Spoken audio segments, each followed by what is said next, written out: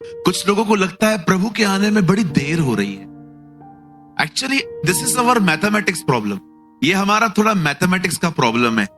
किसी ने मुझसे पूछा, ब्रदर प्रेमानी 2000 साल हो चुके हैं, अब तक वो क्यों नहीं आया है? मैंने कहा this is our mathematics problem, ये हमारे गणित प्रॉब्लम है। उन्होंने बोला कैसे? मैंने कहा पतरस में लिखा है जब पृथ्वी पर 1000 साल पूरे होते हैं तब स्वर्ग में एक दिन पूरा होता है।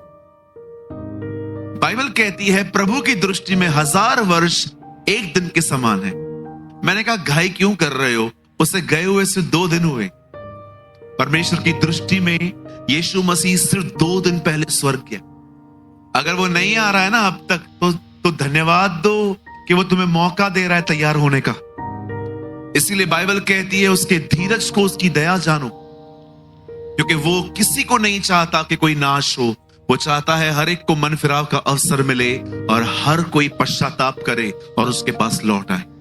मैं कई बार जब ये बात सुनता हूं कि कोई मुझे कहे कि प्रभु आने वाला है, ट्रस्ट में थोड़ा थोड़ा डर भी लगता है। कोई है मेरे साथ कि मैं अकेला डरता हूं? थोड़ा बहुत डर भी लगता है ना। बताओ क्यों लगता है? क्योंकि अभी तक हम उतने तैयार नहीं हैं। भाई मैं दूसरों की बात नहीं जानता हूं, मैं अपने बारे में बहुत अच्छे से जानता हूं। हो सकता है आप तैयार हो, मैं नहीं हूं। मेरे लिए प्रार्थना करो कि मैं भी हो जाऊं। अब हमेशा याद रखना, जिन कुंवारियों ने उसको आते हुए देखकर तैयारी शुरू की वे रह गई, जो तैयार थी वे गई। जब दूल्हा आता है और जिन्होंने उसके आने पर तैयारी शुरू की वो रह गई, लेकिन जो तैयार थी वो चली गई। देखा जाए तो तैयारी के दिन नहीं है, तैयार रहने के दिन है। और आप में से कितनों की बात जानते हैं ये आपका घर नहीं है। जिस तरह से आपने चीजों को पजेस करके रखा है ना, मेरा घर, मेरी प्रॉपर्टी, मैं आपको सच कहता हूं सब रह जाएगा इधर ही, सब सरकार लेगी। बोलो बाजोले को आपका कुछ भी नहीं है। बोलो आप खुद भी अपने नहीं हो। किस बात की लड़ाई? जो जा रहा है जाने दो, परेशान मत होइए। प्रभु आपके हिस्से में आया है। जो जाता है जाने दो। बताओ पहले की कलीसियाओं में झगड़े क्यों नहीं होते थे? क्योंकि लिखा है जो जिसके पास आता था सब साझे का था। इसका मतलब आज मैं दिनेश की जीन्स पहनूंगा, कल दिनेश मेरी जीन्स पहनेगा। आज मैं उसका शर्ट डालूंगा, कल वो मेरा शर्ट डाल देगा। वो मेरा बेल्ट लेके चला गया, कल मैं उसका बेल्ट लेके चलाऊंगा। इतनी ज्यादा अंडरस्टैंडिंग थी उन लोगों में। आप पढ़ के देखिए, लिखा है उनका सब साझे का था। आज आप किसी का बाइबल लेके देखो, खाली कपड़ा तो छोड़ो, आप किसी का बाइबल उठा के देखो। लिखा है लोग अपनी प्रॉपर्टियां बेच बेच के पतरस के पांव पे रखते थे पैसे, और पतरस लोगों को बांट दिया करता था। लिखा है इसीलिए उनमें कोई गरीब भी नहीं था। आपको क्या लगता है चर्च में गरीबी क्यों आती है? इसलिए क्योंकि लोग गरीब हैं? नो, जिनको परमेश्वर ने बरकत दी है ना, वो भी अपनी मुट्ठी नहीं खोलते। सो आज मैं कुछ बात करना चाहता हूं आपसे, और मैं चाहता हूं आज बहुत ध्यान से सुने। मैं ये विश्वास करता हूं आज यहां पर जो भी एक एक बंदा आया है सबको खुदा लाया है आज यहां। I believe with all my heart.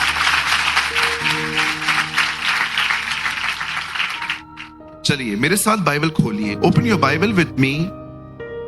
मत्ती रचित सुसमाचार, the gospel of Matthew chapter 24, और मैं आपके लिए पढ़ रहा हूं 24 का 3 वचन। यहां लिखा है, जब वह जैतून पहाड़ पर बैठा था तो चेलों ने एकांत में उसके पास आकर कहा, हमें बता कि ये बातें कब होंगी, तेरे आने का और जगत के अंत का क्या चिन्ह होगा। बाइबल कहती है परमेश्वर का पहला मंदिर सुलेमान ने बनाया था। उस मंदिर को बनने के लिए बाइबल कहती है 7 साल लग गए थे। पूरी तरह से वो जो मंदिर था वो संगमरमर के पत्थर का बना हुआ था। और आप सभी जानते हैं इस्राएल जब परमेश्वर के खिलाफ गया तब नबूकदनेस्सर ने उस मंदिर को तोड़ दिया, और जितने यहूदी उन दिनों में रहते थे उन सबको गुलाम बनाया।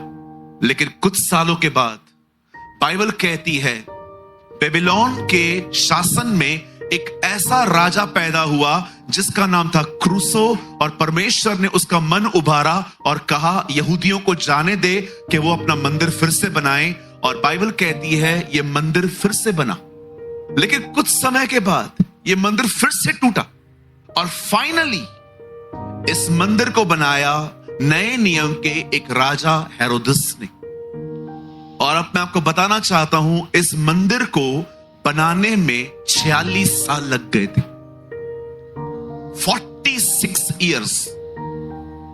आप पढ़ सकते हो नए नियम में यीशु मसीह कहता है इस मंदिर को ढा दो और मैं उसे 3 दिन में खड़ा कर दूंगा। तब लोग कहते हैं इस मंदिर को बनाने में 46 साल लग गए हैं और तू कहता है तू उसे तुरंत बना देगा। 46 इयर्स, 46 साल लगे थे मंदिर बिल्ड करने में। और जब वो मंदिर 46 साल के बाद इतना खूबसूरत बना कि चेलों ने उसे देखा और यीशु मसीह को कहा प्रभु क्या आप इस भवन को देख रहे हो? तब यीशु ने पहली बार विनाश की बातें की। प्रभु ने कहा कुछ भी नहीं बचेगा, सब खत्म होगा। जब चेलों ने यीशु के मुंह से ये बातें सुनी तब उन्होंने यीशु से एक लाइन में 2 सवाल पूछे, आपका आना और दुनिया का अंत कब होगा हमें बताइए। यीशु ने उन्हें कोई तारीख नहीं बताई कि मैं कब आऊंगा। यीशु ने उनको कोई ईयर नहीं बताया कि मैं कब आऊंगा, लेकिन यीशु ने उन्हें सीजन्स बताई कि उसके आने से पहले एक मौसम आएगा। यीशु ने उन्हें कहा उसके आने से पहले नूह के दिन आएंगे। अब नूह के दिनों को समझने के लिए नूह के दिनों के विषय में पढ़ना पड़ेगा, और परमेश्वर के अनुग्रह से मैंने वो पढ़ा और मुझे पता चला कि नूह के दिनों में लोगों के दिमाग कहां लगे हुए थे। बाइबल कहती है नूह के दिनों में लोगों के दिमागों पर एक चीज चढ़ी हुई थी और वो थी खाना। पर मैं ये बिलीव करता हूं जितना आज क्रेज है ना उससे तो कम ही होगा। जितना आज जुनून है ना खाने का, हो सकता है आप में से बहुत सारे लोग फूडी ना हो, लेकिन अगर आप यहां से बाहर जाएं तो बहुत सारे बिजनेस बर्बाद हैं, लेकिन आप किसी भी खाना बेचने वाले को कभी बर्बाद नहीं देखोगे। सबका चल रहा है। जो कचौड़ी बेच रहा है वो भी खाली करके जा रहा है, जो छोले भटूरे बेच रहा है वो भी खाली करके जा रहा है। आपको पता है इन दिनों में खाने का कितना क्रेज है। सुबह खाना खत्म नहीं होता और बीवी से पूछते हैं दोपहर में क्या बना रही है? भाई साहब ये तो खाओ, ये भी डाइजेस्ट नहीं हुआ होगा अभी तक। और जब दोपहर में हम खाते हैं हम पूछते हैं रात को। और कुछ कुछ लोग तो ऐसे भी होते हैं मेरी तरह जो रात को 3 बजे उठ के भी डब्बे खोलते होंगे कि कुछ पड़ा तो नहीं है। कोई है मेरे साथ 3 बजे उठ के भी खा लेता है? मैं खा लेता हूं। फिर क्या हुआ इसमें? क्या क्राइम थोड़ी है, कमजोरी है। कुछ महीने पहले हमने आधी रात को मोमोज मंगाए। आप शायद माने या ना माने, मैं जहां मैं रहता हूं जिस टाउन में, इट्स अ स्मॉल टाउन, कोई बड़ा नहीं है, 11 किलोमीटर का है हमारा जहां हम रहते हैं। एक भी मॉल नहीं है, टोटली हम लोग के आसपास बिजनेस ही बिजनेस है। जहां मैं रहता हूं वहां पर आज से 10 साल पहले मुझे बहुत अच्छे से पता है 7 या 8 रेस्टोरेंट्स थे। 5 कैंप्स हैं हमारे यहां, मैं कैंप 3 में रहता हूं।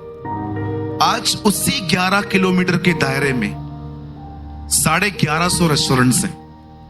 आपको चाहिए आप गूगल करके देखो, 1100 भी 2 साल पहले जाने थे मैंने, अभी 1400-1500 होंगे।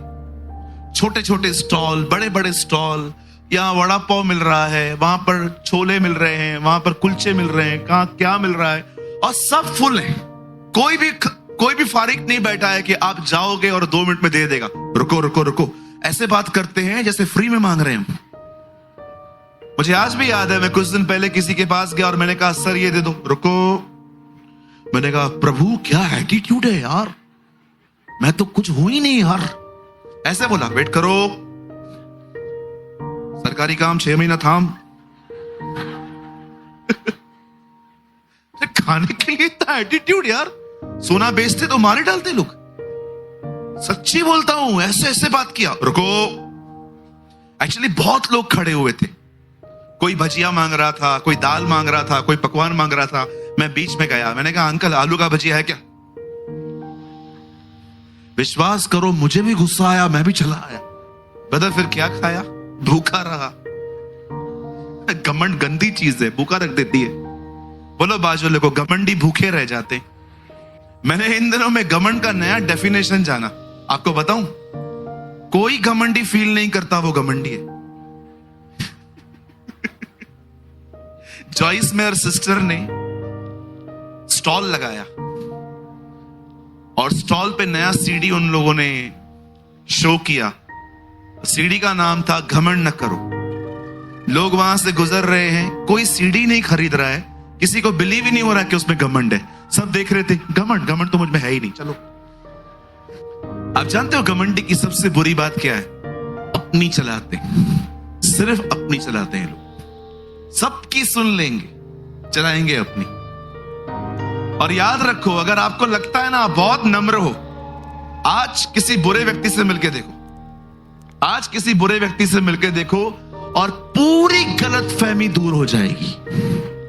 एक दिन मैंने व्हाइट शर्ट पहनी और चर्च में प्रचार करने के लिए गया। उस दिन मैंने गवाही दी, प्रभु बड़े महान हैं, उन्होंने मुझे बहुत नम्र किया है। अगस्त का महीना था, मैं चर्च से बाहर निकला। हमारे चर्च के बाहर रास्ता टूटा हुआ पड़ा था, कुछ म्युनिसिपल काम कर रही थी। सामने से बाइक गुजरी, बाइक का टायर खड्डे में गया, अंदर का आइसक्रीम बाहर निकल के मेरे शर्ट पे आया। मैंने उसे इतना चिल्लाया, उस भाई को, मेरा मन किया मैं गाड़ी निकाल के जाऊं और धो डाल। और मुझे परमेश्वर ने कहा, तुझे पता है वो बाइक मैं लेके आया। प्रभु क्यों? ताकि तेरी गलत फहमियां दूर हो कि तू नम्र है। मैंने कहा थैंक यू जीसस। परमेश्वर ने ये दुनिया ऐसे बनाई है, हर दिन आपको लोग आपसे मिलवाएंगे, ट्रस्ट मी और नॉट। परमेश्वर ने ये सृष्टि ऐसे बना के रखी है, लोग हर दिन आपको आपसे मिलवाएंगे। आपको लगता होगा खुदा आपको लोगों से मिलाता है, गलत। परमेश्वर हर दिन आपको आपसे मिलवाना चाहता है कि आप कौन है। ये चीज मुझे समझ में आ गई है, इसलिए अब शिकायतें लोगों से बड़ी कम हो गई हैं। तूने ऐसा किया, तूने ऐसा किया, तूने ऐसा किया, तूने ऐसा किया।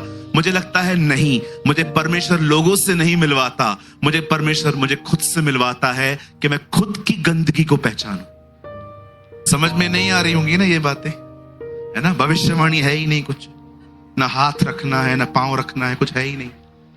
वो बातें ज्यादा समझ में आती है ना हमें। चमत्कार, कुछ करो ब्रदर, कुछ करो।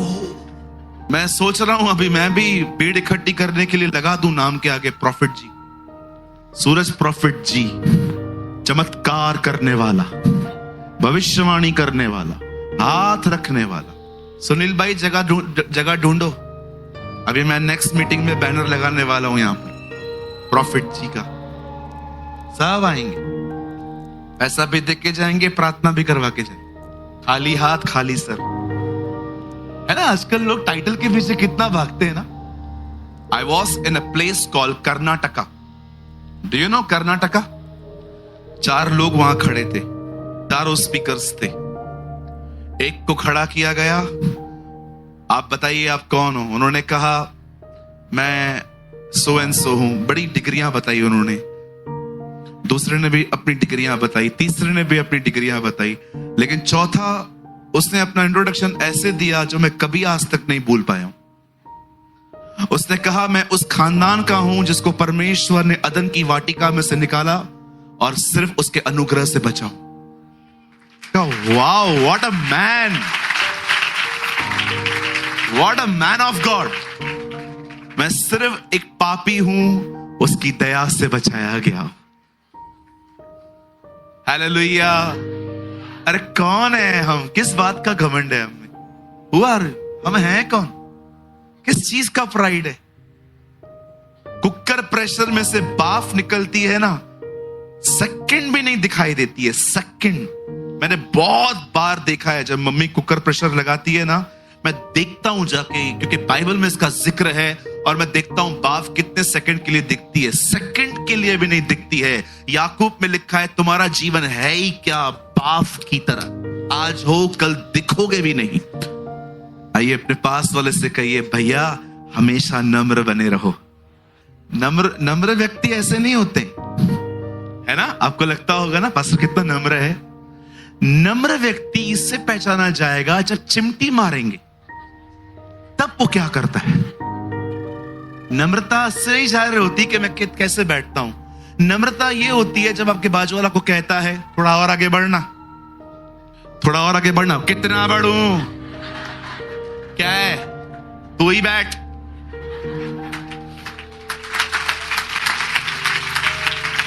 कहिए, इधर देखो, कहिए नम्रता एडजस्टमेंट में दिखाई देती है।